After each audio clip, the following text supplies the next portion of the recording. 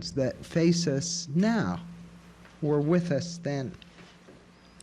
At the start of the year, analysts feared that the reverence for God and the Constitution was more than matched by a reverence for money. The stock market was up that year. Clerks were gambling. The bubble was going to burst. The country had gone on a shopping binge, the likes of which no one had ever seen. Moralists were worrying that the children were going to be spoiled. Parents who had maybe had one store-bought toy were buying their kids doll houses that were electrified. And if you didn't have the money to buy an electrified dollhouse, you could buy a kit and electrify the dollhouse yourself. In the cities, there were great department stores with these lavish window displays that were creating desires Americans didn't know they had, and desire fed desire. And Thorsten Veblen, I know this all sounds as though I'm making it up, that I just brought it all in, but it was 1900, was writing about conspicuous consumption. Old values in 1900 were said to be under threat. There were concerns about the sanctity of the home. Women were moving out into the workplace. By now, 1 out of every 5 had a job outside the home. A third of all federal employees were women. They weren't paid as well as men, but they were out there. Most women worked because they had to, but there was a growing number of careerists. And one of the stories in the book is about a quite remarkable woman photographer named Frances Benjamin Johnston. Johnston had elected not to marry, and there were numbers of professional women and college-reared women who were not marrying in 1900, which was extremely worrisome, and divorce was on the rise. And so were the number of abortions. And people worried about nerve diseases, neurasthenia, usually. Americans were reading about a new kind of physician, alienists. We called them psychiatrists. Alienists were being sent to, that was the word, were being sent to the Philippines to take care of men who had had mental breakdowns. It was in 1900 that Freud published The Interpretation of Dreams. Now, in fairness, most Americans wouldn't hear about it for a while because it wasn't published in English until 1913. But all of these things were in the air. If you look at business stories and stories about how business was conducted, you can sense that there had been a whole sea change. Efficiency now was suddenly the watchword. There was an increased reliance, of course, on telephones and telegraphs, and increased complaints, you read it all the time, about sloppy office work. Workers were being replaced by machines. The pace of life was changing. Time was money. And people who had grown up measuring their days really by the sun suddenly found themselves under the tyranny of the pocket watch. You know, we didn't have a universal time system until quite late in the 19th century. What was 9 o'clock in the evening in one place was not necessarily 9 o'clock just 10 miles downstream. It was the railroads that required a coherent time system, otherwise they collided. Americans had moved, obviously, into a very new and different world. Let me show you, I hate for you to have to keep jumping up like that. Let me show you a drawing that appeared in Collier's magazine of New York City as an artist thought it would be in the year 1999. Now, you know, Deborah, can I ask you to flip it around? Because I want them to see the writing and it's backwards. Well, how would you know?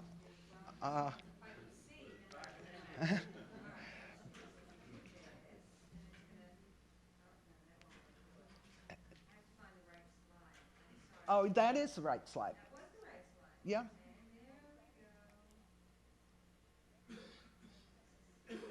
Most of them, it makes no difference, but. Okay, now because there's some very definite things.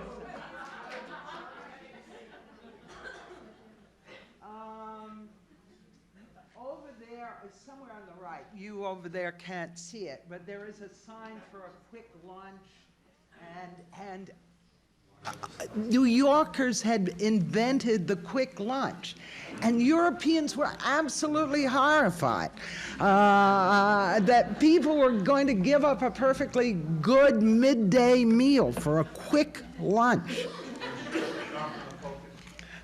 Can I sharpen the focus? I'm not sure. Maybe.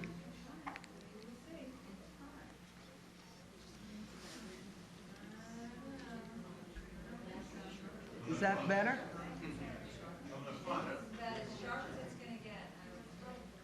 I'll show it to you in the book after we break. It says, looking forward, AD 2001, yes, Broadway, to Europe in 6 hours via submarine. And electrical treatments will restore your youth. These kind of ferries were designed to deal with the traffic jams at the time. The traffic jams in New York in 1900 must have been horrific. At rush hour, a Grand Central terminal was said to look as if a panic-stricken people were fleeing a doomed city. And everybody accepted in 1900 that there would be some kind of air machine in the future, but nobody was really quite certain what shape it would take.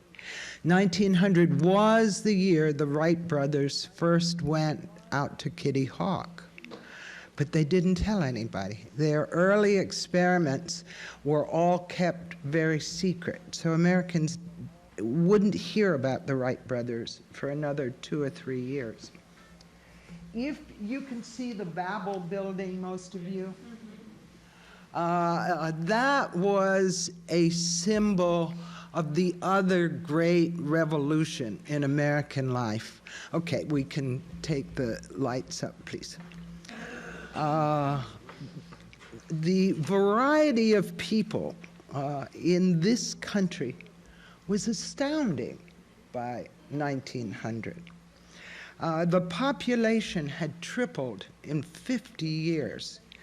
1 out of every 3 people in the country had been born overseas or had a parent born overseas. In the major eastern cities, of course, the numbers were far higher. America was by far the most diverse society in the world. And this was the year that Israel Zangwill coined the term melting pot. It was a romantic concept and not very accurate. Americans were not about to melt extensively at that time. But entire towns and villages from Eastern Europe and Southern Italy were being reassembled on the Lower East Side. The Lower East Side was now, as probably you know, the most crowded place on earth. Up until around 1880, most of the people who came to the United States were, except of course for people of African descent, tended to be from Western Europe or Scandinavia. They were light-skinned Protestants with light-colored hair. Now there were more and more immigrants from the Latin and Slavic countries, Catholics and Jews, and their numbers were increasing. May we see the next slide, please? In 1900, a steerage ticket from Naples cost only $15. And it's really quite extraordinary. When you think of it, a 500,000 newcomers were expected to arrive in 1900 alone. The Commissioner of Immigration that year was quoted in the New York Times saying that unfortunately, most of these people were not so desirable of those years ago. More and more people, more and more Jews, more and more Italians. As the Irish before them, the Jews and the Italians were now on the low end of the ethnic pecking order of the day. And one of the things that we were talking about before this meeting started was just how vicious and difficult the language of race was in 1900. There isn't anybody in this room who isn't extremely aware that this was a very racist place at the turn of the century. What is shocking, unless when you read it, is not the cartoons which we have all been shown in schools and colleges, but the common, ordinary, everyday language that writers and politicians used talking about each other. And here's one story that where it's not in the vernacular, but it carries its own horror when you think about it. We can take the lights up. There was an argument between Congressman John Fitzgerald, Rose Kennedy's father, and the Massachusetts senator, the aristocratic Cabot Lodge. Lodge wanted to close down immigration. He believed the very fabric of the Anglo-Saxon race was under attack.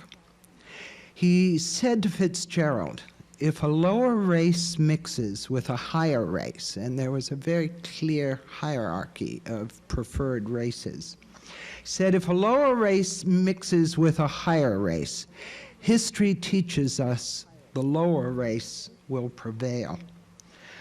Fitzgerald, who was only one of 3 Catholics in Congress, and had worked in Boston to try and build bridges between the Irish and Jewish communities up there,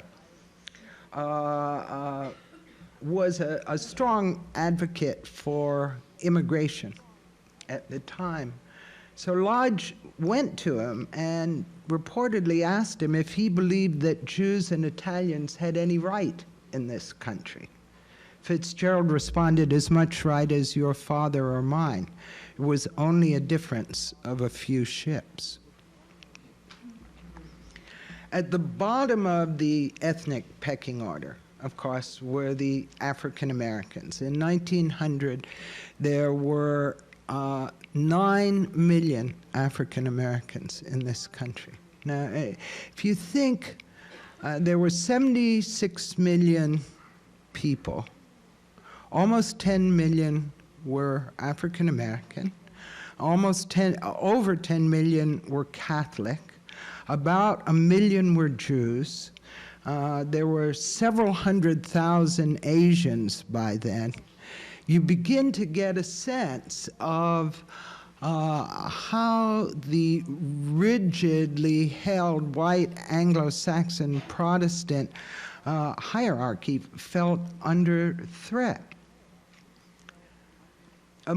There was, in 1900, a growing black middle class. One of the most popular writers in the country was a man named Paul Laurence Dunbar. He was publishing his 7th book that year. But for most black Americans, it was a very different story. W.E.B. Du Bois, who was a young socialist at Atlanta University, wrote at the time that black Americans were still serfs bound to the soil, or house servants. An entire legal system was being developed at that precise moment. It had started slightly earlier and was just being put into place. The Jim Crow laws.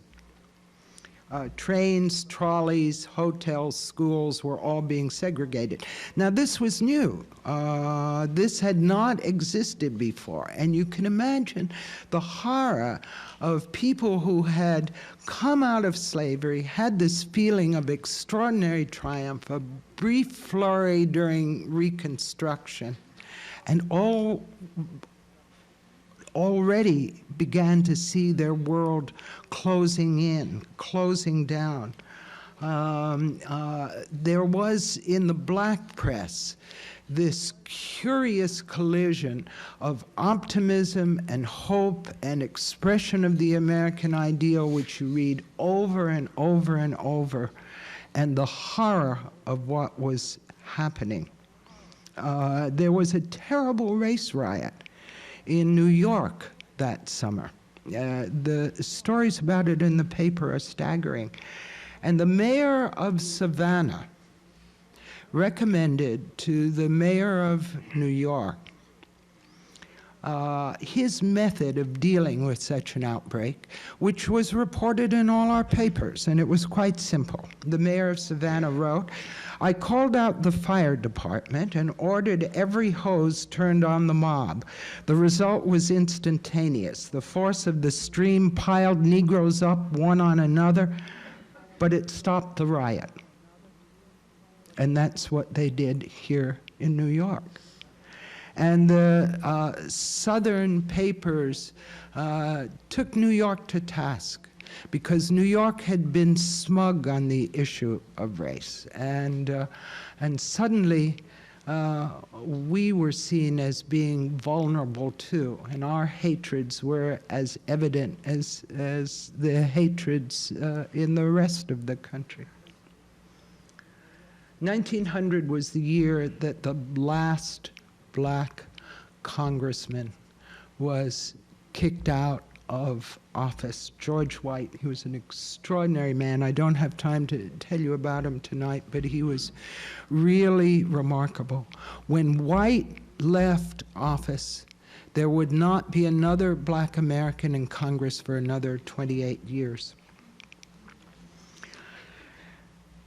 Another big issue in 1900, I should tell you that Du Bois declared, it was that year that Du Bois declared that race would be the issue for the 20th century.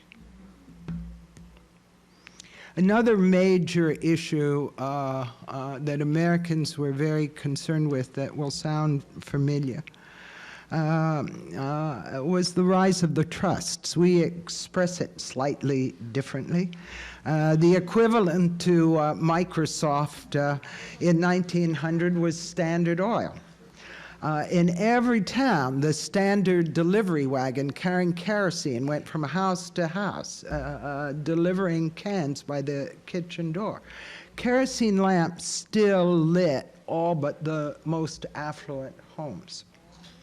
And Standard made the best kerosene in the country. They made the kerosene that didn't explode and that you could count on.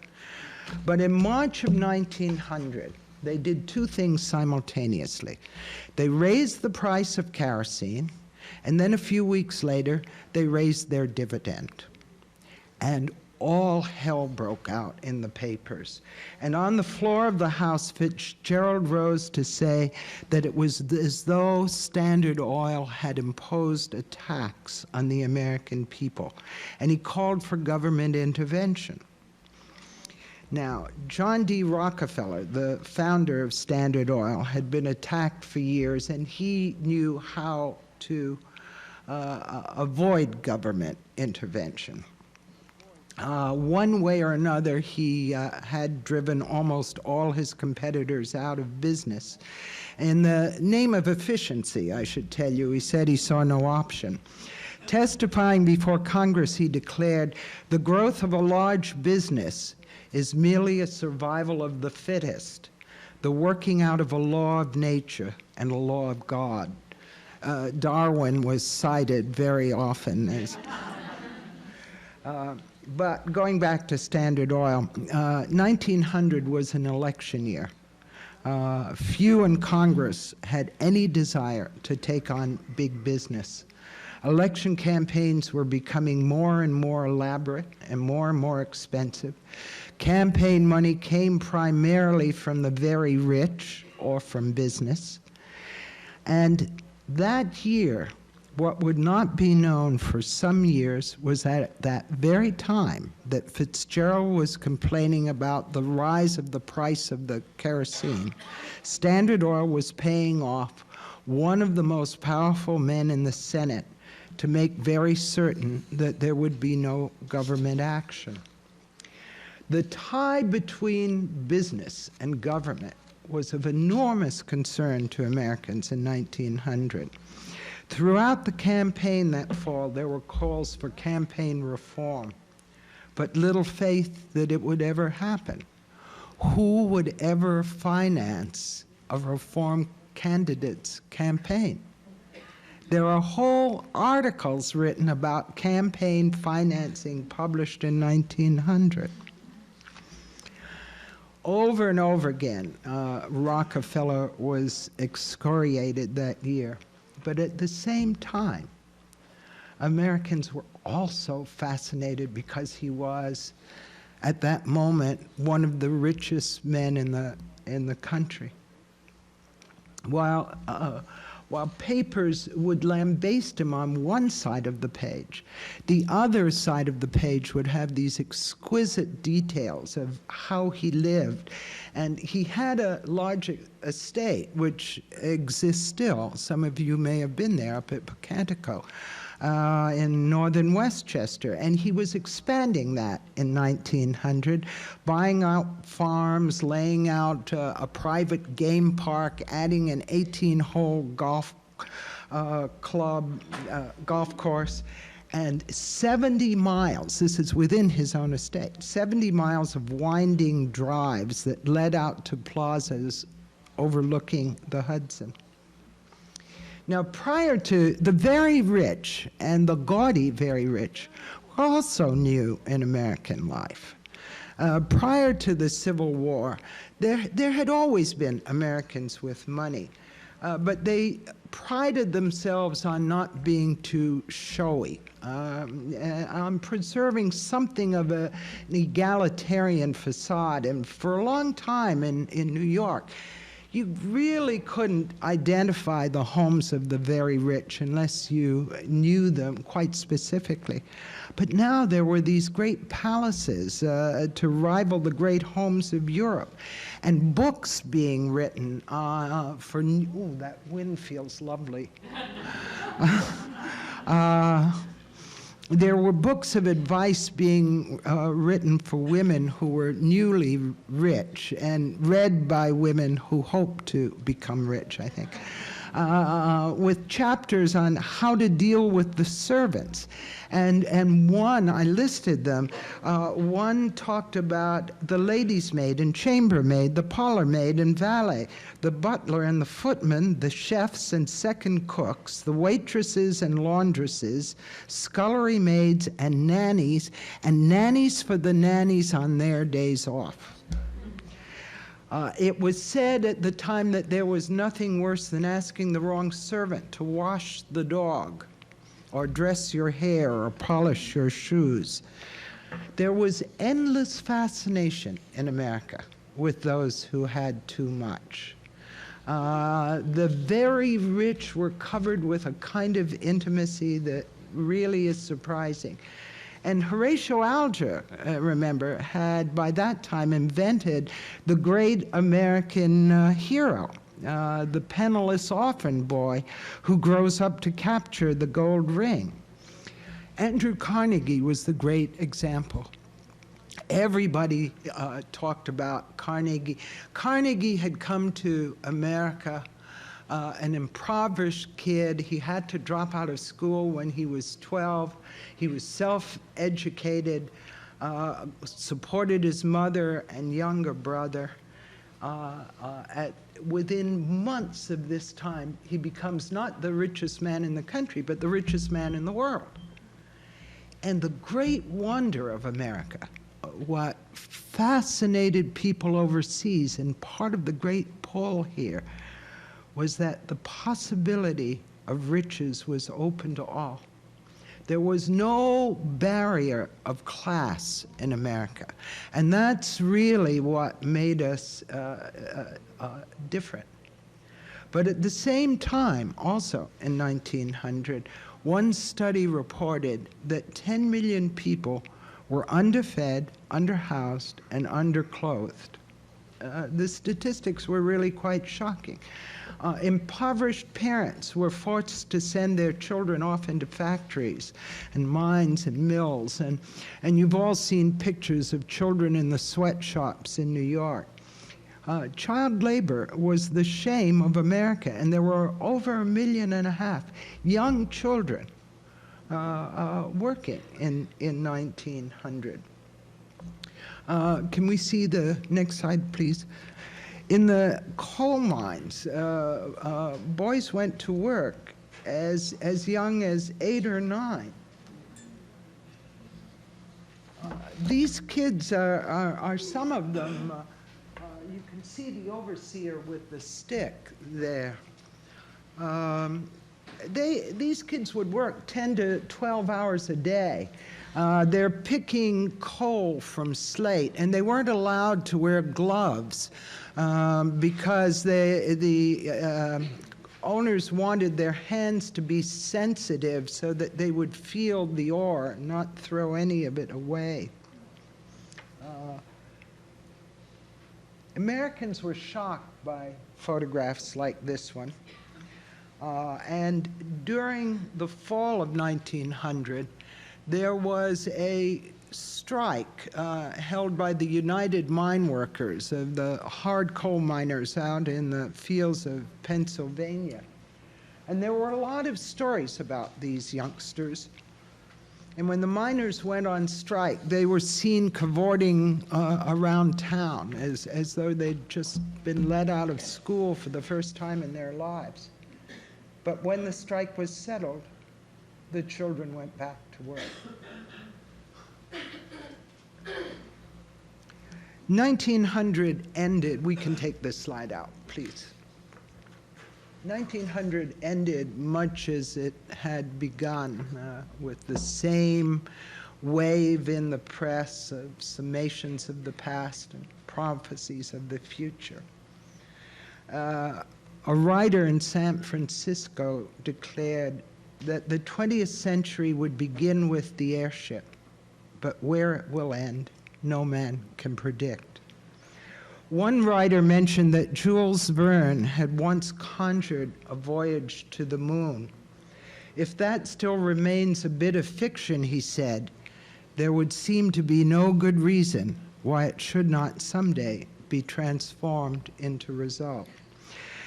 The Ladies' Home Journal, and I wish there were time for you to read this entire piece because it's so extraordinary, had an article that one day we would be able to see around the world.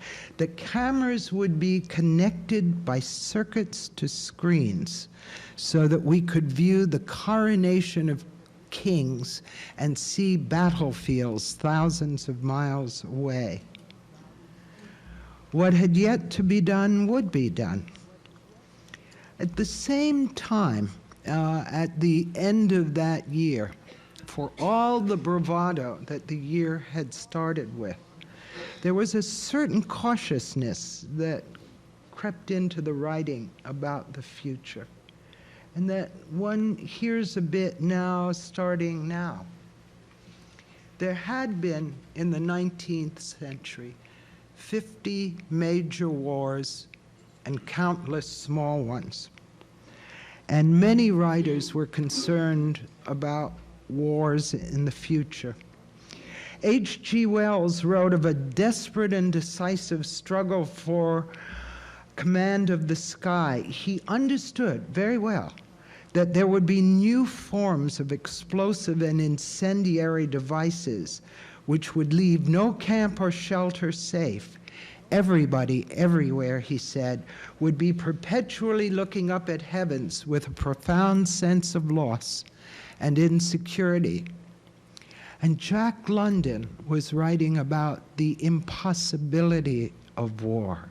Over and over during that year, there were hints that scientists were going to be able to harness the energy of the sun, and no one really knew what that meant. But there was already a sense of terror. At the same time, Brooks Adams, who was one of our finest historians at that time, was predicting that Europe would go into decline. Russia was extremely aggressive. And he predicted that there would come a time when there would be only two great powers left. This is an essay that was published in 1900. That there would only be two great powers left, that he believed we would be caught in a war to the death. There is not room in the economy of the world for two centers of wealth and empire. The Washington Post, the end of that year, warned that for all our vaunted progress, there is no difference in the matter of our inhumanity to man. The editorial said, "We enter a new century equipped with every wonderful device of science and art, and the pirate, the savage, and the tyrant still survive." But in spite of the sobering editorials, which you read even in the smallest weekly papers, on the evening of December 31st, 1900, crowds gathered in every city in the country. Will you take down the lights, please? And in New York City, 1 minute before midnight, City Hall went dark. A hush fell over the crowd of 100,000 people, and then the lights went on. Got this one right. That's perfect. It, as you can see, says, "Welcome the 20th century." And in the background, what you can't hear is that every whistle and steam engine and fire truck in the city was unleashed. And up on the roof of the New York Times building, 50 Luddite bombs were set off like rockets. And a reporter at the time said it sounded like Niagara gone mad. The 20th century had officially arrived. The last time, if we can bring the lights up. Some weeks later, after we had begun to digest that we officially had moved into the 20th century, an English novelist and scholar named Sir Walter Besant turned to Americans with the great question of the day. He wrote, "Is government by the people possible?" It is to America and America alone that we must look. Never before has the experiment of popular government been made on so great a scale for so long a time. And we were only 100 years old at that time. But the answer to the question must be based on long experience. After 200 years, let the world turn to America for an answer. Would that in the year 1999 or 2000, one could come back to earth to hear the answer. May it be favorable to democracy, and may it be final. Thank you very much.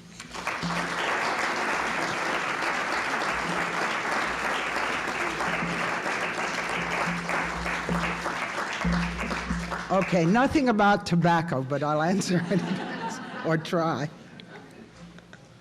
Are there any questions? Yes, please.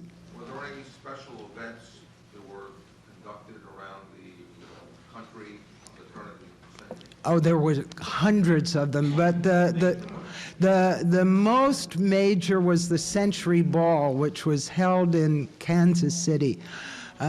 Kansas City was psychologically always on the defensive. They always felt they were being upstaged by New York and Chicago and San Francisco. So they set out to have the largest ball in the country. And I suspect they did. Yes, please.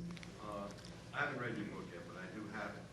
One of the Great. things that I see that the change, which you're talking about, the change from Sure. 1899, 1900 to today, was the personage of Teddy Roosevelt, who basically, in my opinion, saved the country because he does change a lot of these things, goes along with the technology, knows how child labor, progressive stuff. I mean, and now we see on our horizon a dearth of any politician that I can see that is Teddy Roosevelt. Now, in 1900, though, Teddy Roosevelt is not president, he's vice president. So can you answer this question? How, I know I'm president because of the assassination of McKinley. That's the end of the book. You're not supposed to give the end away. But in the year 1900, what's his role? Maybe we have somebody out there like Teddy. You know, it's a brilliant question. And you could talk about his role for an entire hour. But in brief, it was this. Teddy Roosevelt was forced into the vice presidency, even though he didn't want it. He was dragged there kicking and screaming because the Republicans in this state were outraged that this reformer was governor. Roosevelt had come in and he was totally incorruptible. He was determined to get rid of people who were taking payoffs. He was, and I write about it in the book, you'll see, he was determined to prove conditions in the tenements. When he had been in Cuba, when he had led the Rough Riders, it had been a group of men of every ethnic background and race. He was an extraordinarily advanced man. And part of the mystery of 1900 that I didn't go into was that McKinley, President McKinley, was the quintessential 19th century man. And Theodore Roosevelt, by 1900, was already understood as the coming American for the 20th century. Now, I don't know on your search whether I have given you any clues, but he had given very good evidence of the kind of leader that he would become. And he only got better, in my opinion. He didn't disappoint anyone. He was what he was. Yes, please. William Randolph's versus role in the Spanish American War. That's, you know, there are people who are, have done a great deal more research than I have on that. And it's a very conflicted moment, as you know. There was no doubt that Hearst was waving the flag, was eager for America to move out onto the world stage, and did everything in the world to encourage the collision with Spain. Whether he actually engineered it, and there are numbers of theories that he did, where he would say to reporters, "You make up the story and I'll find the war." The precise details of that, I'm not expert enough for you. Yes, way back. Today, we had that feeling, or that malaise of the world coming to, of things coming to an end. And back in 1900, you had the opposite feeling of things coming, everything was sort of like a new beginning, ships were going to come again. And do you think that this malaise that we're going through now, or sort of pleasure palace USA, or arrogant aggression, or whatever, do you think that was any different than 1900? Really, the question is, was our moral base any different today than in 1900? I'm not so sure. In some ways, there has been much more improvement than our cynical selves acknowledge. I mean, we no longer have child labor. Mob rule and lynching is not the law of the land. It is true we do not have the same kind of optimism, but at the same time in 1900, there was an awful lot written about the selfishness of America, about consumerism. I think where I feel sad, and what has not improved and worries me quite a lot, is that we tend to be more cynical today. And there isn't the same sense that individual action can really accomplish something. People in 1900 really, to a much greater extent, believed that their own destinies and the destinies of the communities in which they lived were malleable to their own energies and to the energies of their families and friends. Less so today. Yes. May I support your last statement? My mother is going to be 91, and it amazes me at all the changes she's lived through since 1908 when she was born. And I turned to her one day and I said, "How did you manage? You lived through a depression, a world war, far more serious things than any Americans have encountered in their lifetime." I said, "How did you do it?" And she thought for a moment and she said, "We had hope." And I thought that was an extraordinary simple sentence, because I don't think anybody in this room feels hope about the future as much as the kind of, well, let's see, that you're saying is occurring. There was an extraordinary feeling of hope, which you had expressed in union halls. That even when people lost strikes, there was this sense, we'll be back. Reading the African American papers, you would read about a lynching, and on the same page there would be stories of 5 young men graduating college. I mean, there was this sense of possibility. I think you said that they celebrated the centennial on January 1st, 1901, and I assume we're celebrating it January 1st, 2000. Oh, you're going to hear big fights from me on that one. But do you think we're going to celebrate it as much as we did 100 years ago, or we're just too ready to care? I don't know. I know, in 1900, in 1899, they were fighting the century question. And that turned up in every paper. Did the 20th century start the beginning of 1900, or was 1900 the last year of the 19th century?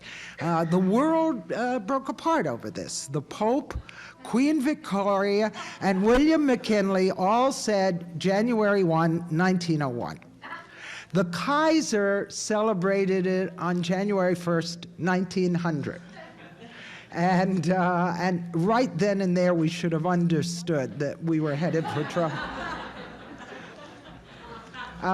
People celebrated very hard New Year's Eve, 1899, because there was enormous sense of excitement just at the idea of writing those double zeros. And older people, the papers were filled with interviews with older people who admitted that they had prayed to live to see this day. And they knew that it wasn't really the beginning of the 20th century, but it felt like a beginning nonetheless. And I think that same confusion exists today, and I think you'll see these same arguments played out again. There was a French writer named Flammarion who was quoted in the Boston Globe saying that people had argued about this in the 15th century, 16th century, 17th century. Okay. Yes, please.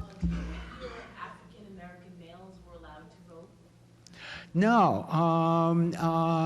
What happened was that the question was, could African-American males vote? And the answer is, by 1900, very, very few.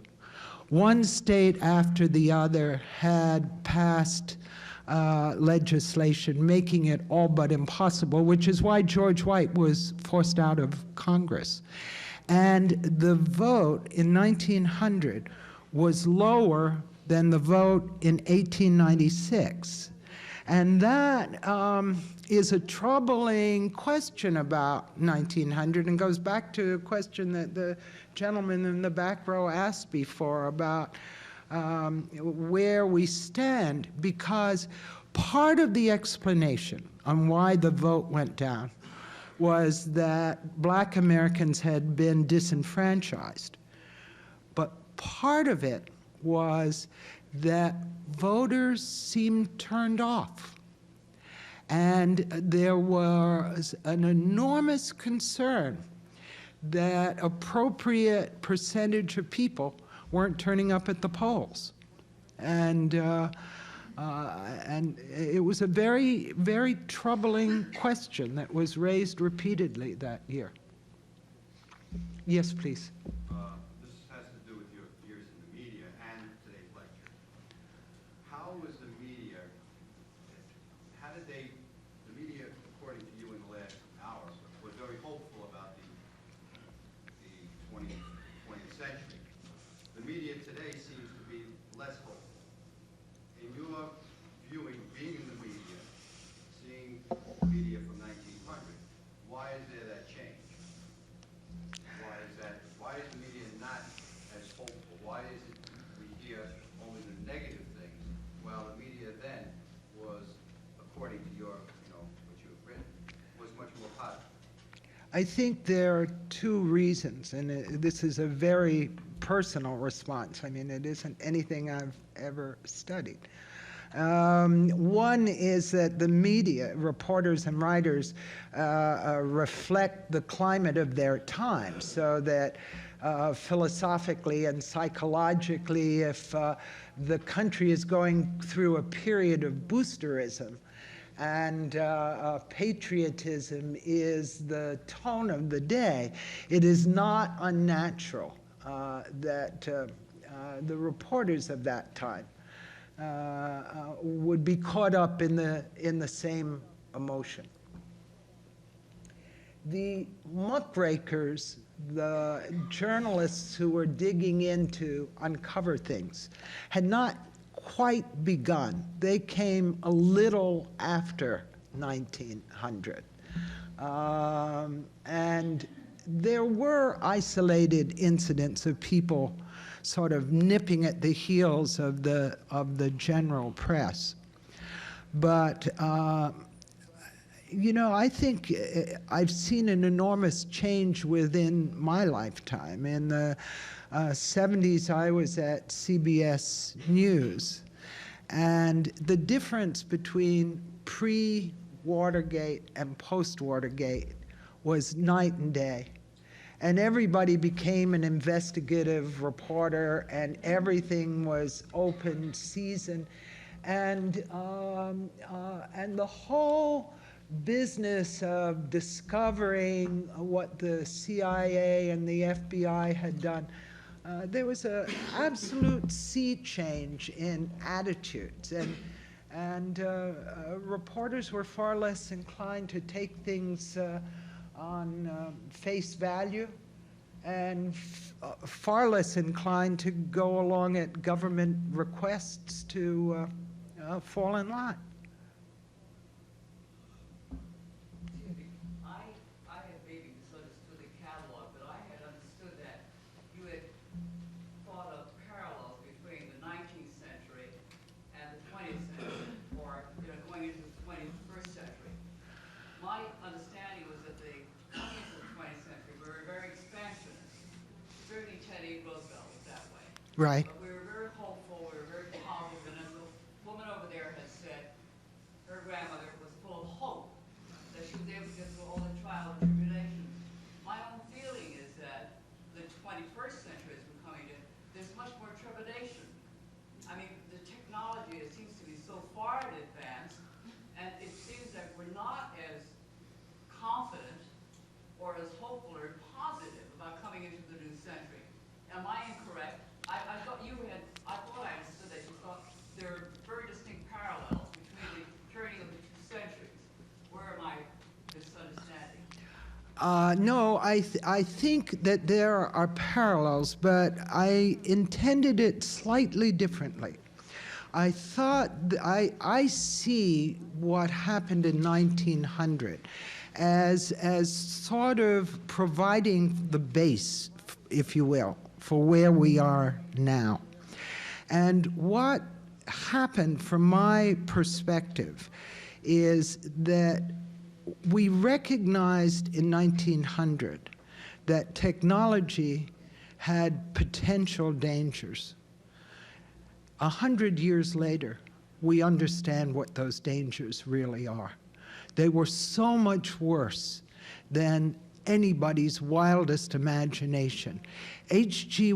Wells and Jack London were searching in their minds for what might happen in a modern war, but they couldn't get there.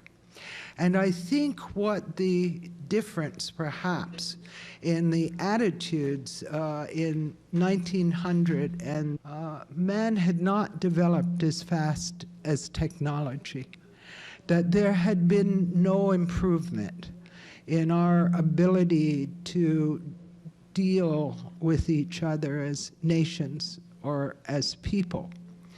And in 100 years later, with the technology magnified to such an extraordinary extent, we still are faced with the fact that we are not as civilized as we could be or should be or perhaps need to be. And I think that part of the unease that we see today is that technology does nothing for the soul. In 1900, we were worrying about quick lunches, and we laughed about that a few minutes ago. But there was a sense of this speed up and lack of reflection and worry about that.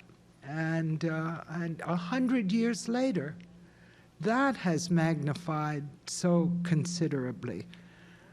But divorces continue to be up, and human relations continue to be difficult, and so although in certain areas of our life we have improved enormously, in many very human areas we're pretty much where we were. And that, on the heels of such extraordinary technological prowess, it creates an enormous amount of conflict, I think. Yes, please. I feel that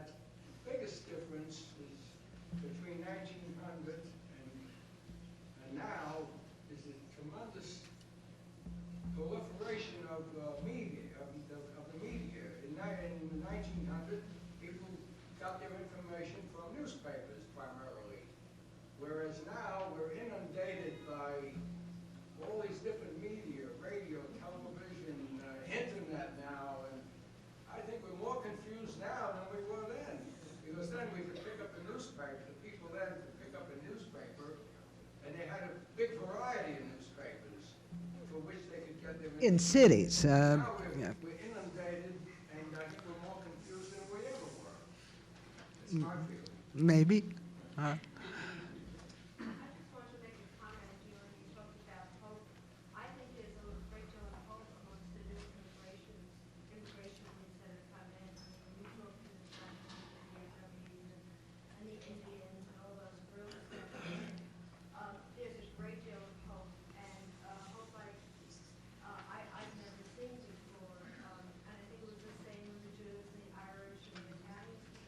This new wave of immigration has brought a great deal of hope and a great deal of quality, I think, to the country. You know, I'm not sure that even 100 years ago we saw clearly what was so great about the society then. And I'm not sure that we always see clearly today. We are so caught up in the negative.